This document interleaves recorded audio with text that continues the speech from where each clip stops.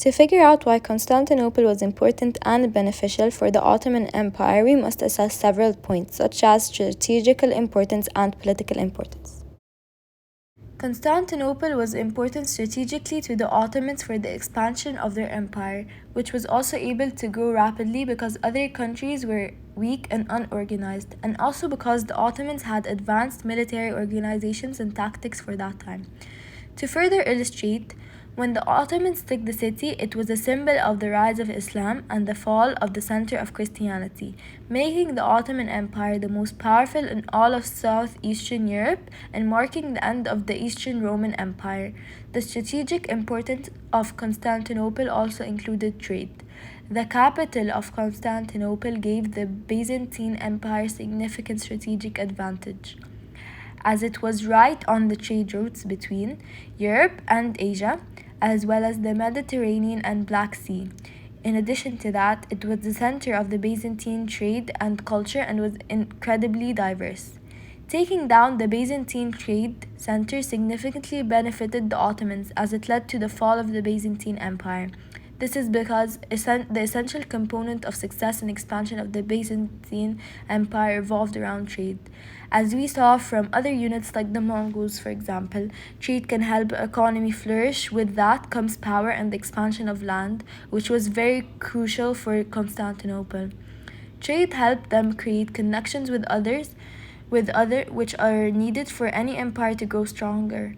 Constantinople's strategic geographical position makes the city very easy to defend by land, while also being able to defend the strategic waterway, as it was surrounded on three sides by water and encased in a dense layered system of walls. As seen from how they were able to defeat the Byzantine Empire reflects upon their strong army. Therefore, when combining both the geographical position and the army means that they had a strong defense system. Constantinople's strategic position between the east and the west was most beneficial for the Ottomans, as it allowed them to grow rich of the Silk Road trades and forced the Western Europeans to seek alternate trade routes to the east, like when the Mongols reopened the Silk routes later on, which helped strengthen their empire. Some may argue that because the Ottomans caused Western Europe to seek alternate trade routes, while the Portuguese sailing around Africa and the Spanish running into the Americas, with the new routes, Ottoman's importance declined, which is one of the many counterpoints. However, the Byzantine Empire, being at the crossroads of different cultures, meant that they could blend together with different cultures to form a new culture. Today, we refer to that culture as Greco-Rome. Greco-Roman culture is a blending of traditions that are both ancient Greek and Roman. And because of that, the Roman culture evolved over several centuries as they adapted and modified various cultures and conquered their lands and people. And now, for a more specific example, the Byzantines enjoyed public baths and swimming pools, much as the ancient Romans did, and Latin was the official language of the government. However, most Byzantines spoke Greek. Over time, the empire became less Roman and more Greek. That rich blending of cultures led the Byzantines to develop one of the most advanced civilizations in the world between 500 and 1200 CE, which put the Ottomans at an advantage as they conquered the most advanced civilization at the time.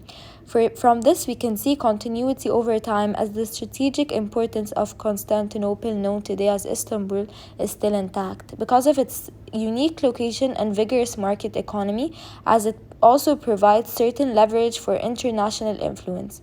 From this, we can see change over time. That is because today trade routes have expanded and there are more modern techniques that involve a more planned out and organized approach. With planes and discovery of new routes, the East and the West no longer need Istanbul's strategic location for trade. What brought the Ottoman Empire to its peak of power was the political importance of Constantinople, which was politically significant because it was the capital of Roman Empire, which meant that if Mehmed could take Constantinople, he could become the successor to the Roman emperor, which was of enormous symbolic significance. That is because the fall of the city removed what was once a strong shield for Christian Europe against Muslim invasion, enabling Ottoman expansion into Eastern Europe without interruption.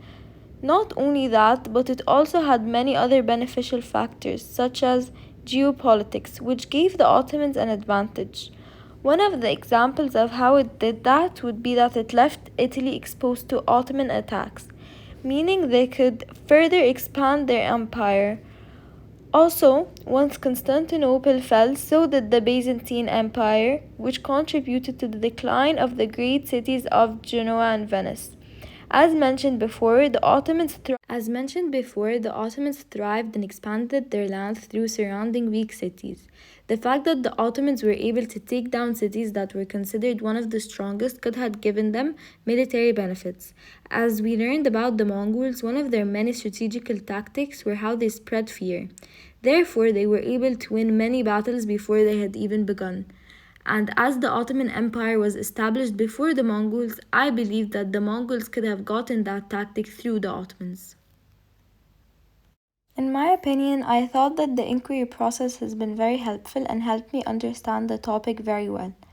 However, I felt kind of overwhelmed at times, but because of past process journals and inquiry questions and writings, I have managed to deal with them.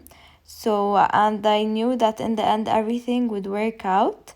However, I had to fit research and find lots of things about the topic, and not in a direct way. So I had to research multiple other things that could connect with it, which is something I did in multiple of my inquiry journals, and that's why it was very easier this time.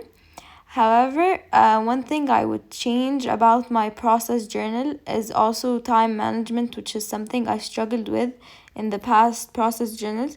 However, I could tell that it is getting better. Also, I would consider this to be a success as it's my final process journal. I wanted to create something creative, and this is why I decided to create a kind of Draw My Life edition of explaining the benefits that come from the conquering of the Constantinople to the Ottoman Empire.